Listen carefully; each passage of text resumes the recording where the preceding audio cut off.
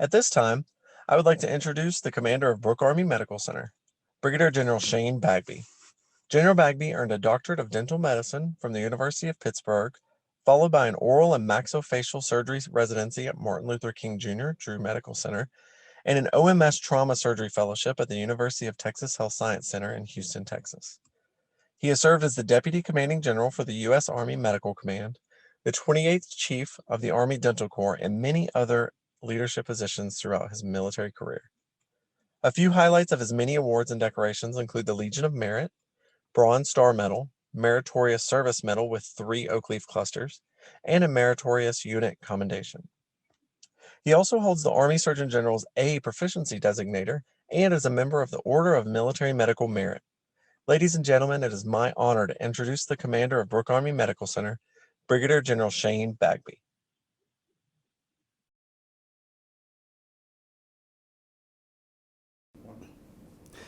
This year's event marks a tremendous milestone. Today we celebrate the 50th anniversary of BAMC's Department of Clinical Investigation. DCI was established in 1971 at the end of the Vietnam War. Dr. Rudy Ansbacher guided the department in those early days with only 2 staff members and no laboratory until 1974. By the 1980s, research was in full swing. Dr. Richard Schatz, a BAMC cardiologist, orchestrated the very first use of the stent for a patient in 1987. This groundbreaking research led to an $8 billion industry with currently more than 2 million stents placed in patients annually. In the following decades, research from the DCI and the Institute of Surgical Research led to hundreds of publications on war surgery, acute trauma care, and rehabilitation. From documenting cases to process and improvement efforts, our clinicians are doing their part every day. Over the course of the last year, the pandemic led to fear and uncertainty around the globe. DCI heard a call to action.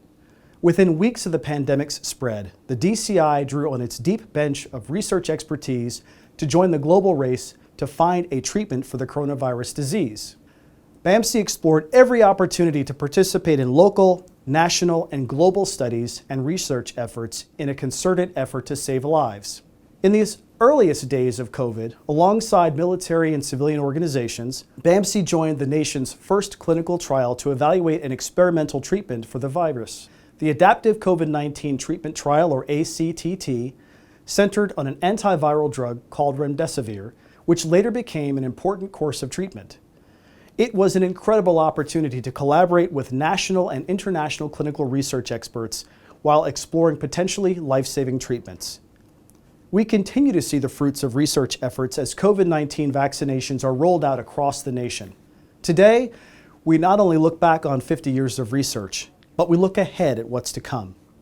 This is an important day as we introduce key research resources, services, and leaders from our medical community. It can't be overstated how important clinical research is to military healthcare and healthcare in general. This research is on the front lines of technological advancement and improvement of our skills.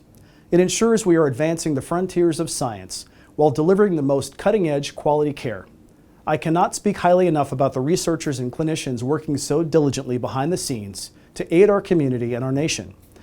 I'm very proud to be a part of this incredible team of professionals who are making their mark on science and history.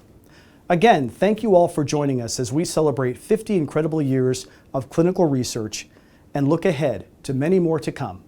One team,